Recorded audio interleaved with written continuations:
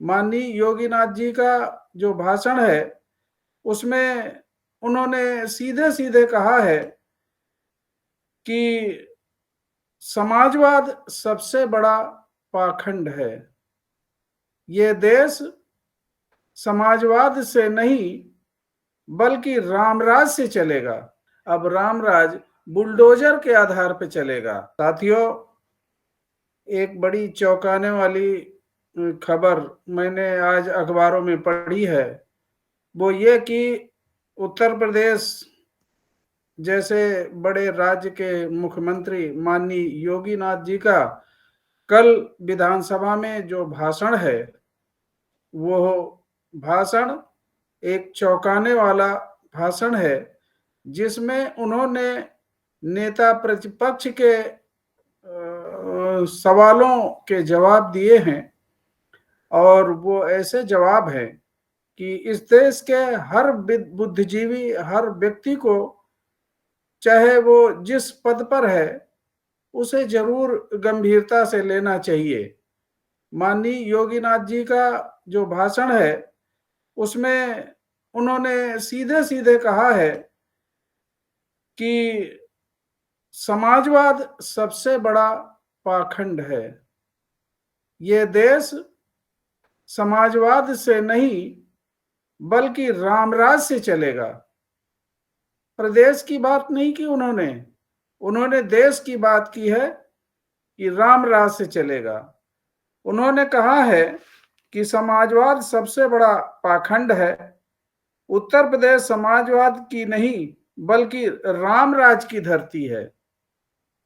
ये देश समाजवाद से नहीं रामराज से चलेगा। कौन से रामराज?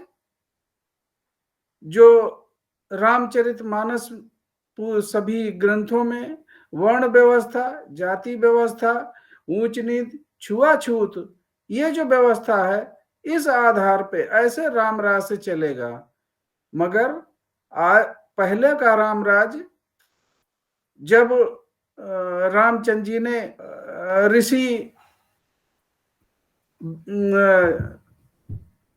चाहे वो एक जो संबूक हैं, जो उनकी हत्या की थी, या तमाम ऐसे प्रकरण, सीता का त्याग, या जो नारी की स्थिति, शूद्रों की स्थिति थी, वो उस समय के तरीके अलग थे। अब तो लगता है इस रामराज में तरीके भी बदल जाएंगे। बदल गए हैं। अब अगर कोई अपराधी है तो तीर कमान से नहीं, अब तो उसका इनकाउंटर, बुलडोजर, जेल, सलाखों के पीछे, और उसकी आवाज को बंद करने जैसी बातें इस रामराज में लागू होंगी। अब तरीका बदल गया है। अब रामराज बुलडोजर के आधार पर चलेगा। साथियों, जो भारत का संविधान है, शपथ तो संविधान की ली जाती है, चाहे कार्यपालिका हो, न्यायपालिका, व्यवस्थापिका, सभी जगह की व्यवस्थाएं भारत के संविधान से चल रही हैं। तो अब ये रामराज से चलेंगी, अर्थात संविधान का वजूद खत्म होने जा रहा है। अभी एक बाधा है। मैं नहीं मानता कि रामराज नहीं है।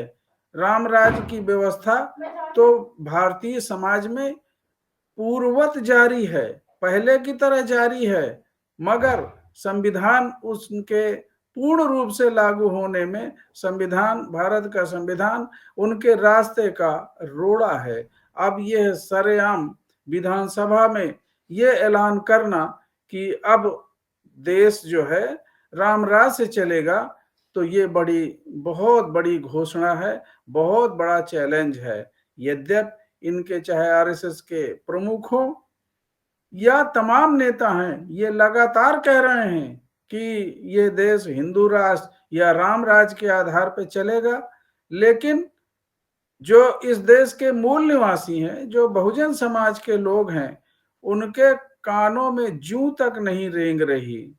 उनको इस बात से कोई फर्क नहीं पड़ता। क्योंकि अगर कोई सीएम या कोई देश का प्रधानमंत्री ये कहे कि रामराज के आधार पर देश चलेगा, तो उसके पीछे कोई ना कोई रीजन है।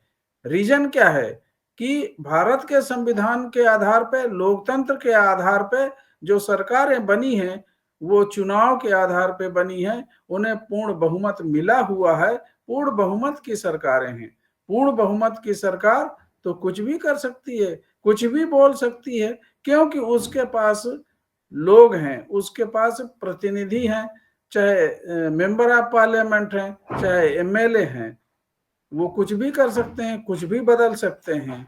देश में आज भी अगर देश रामराज के आधार पे चलेगा, तो वो ये कह रहे हैं कि जो ओबीसी के 120 इस समय पार्लियामेंट में ओबीसी के 120 विधायक हैं, सॉरी 120 सांसद हैं, एससी के 86 सांसद हैं, एसटी के 52 सांसद हैं, माइनॉरिटीज के 52 हैं, 310 सांसद हैं।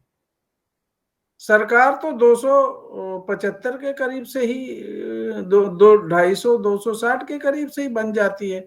310 सांसद बहुजन समाज के होते हुए भी जो व्यवस्था इन सब के प्रतिरोध में है, जो रामराज की व्यवस्था बहुजन समाज के विरोध में है, वो बहुजन समाज तो पूर्ण मेजॉरिटी में है सांसद में।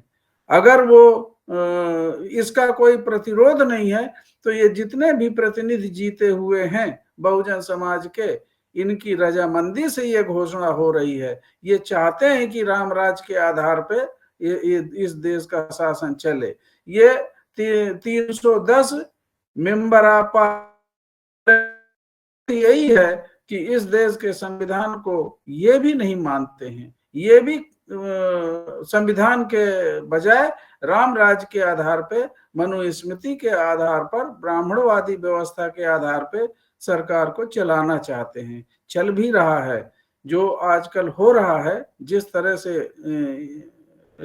लोगों पे कार्रवाइयां, लोगों को निशाना बनाया जा रहा है, उससे तो यही लग रहा है कि ये प्रक्रिया और तेज कर दी गई है। कल योगी आदित्यनाथ जी का जो ये ऐलान है कि समाजवाद एक पाखंड है, समाजवाद जैसे शब्दों को पाखंड कहना, रामराज जैसी असमानता के आधार पर बनाई गई व्यवस्था, गुलामी की व्यवस्था, मनुष्य को नीचा गिराने वाली व्यवस्था को उच्च श्रेणी में रखना, ये इस देश के बुद्धिजीवियों के लिए, इस देश के तमाम नागरिकों के लिए, बहुजन समाज के लोगों के लिए, इस देश के मूल निवासियों के लिए, माइनॉरिटीज के लिए ये बड़ी एक चुनौती भरी घोषणा है। इस पे जिस तरह से लोग अपना चुप्पी साध के अगर इसको बर्दाश्त करते हैं, तो इसका मतलब है कि इस व्यवस्था को जारी रखने में, लागू करने में उनका पूर्ण सहयोग है। ये सोचने वाली बात है और इस पे गंभीरता से विचार करने की जरूरत है बहुजन समाज के लोगों को। जय भीम, नमो बुद्धाय, नमस्कार।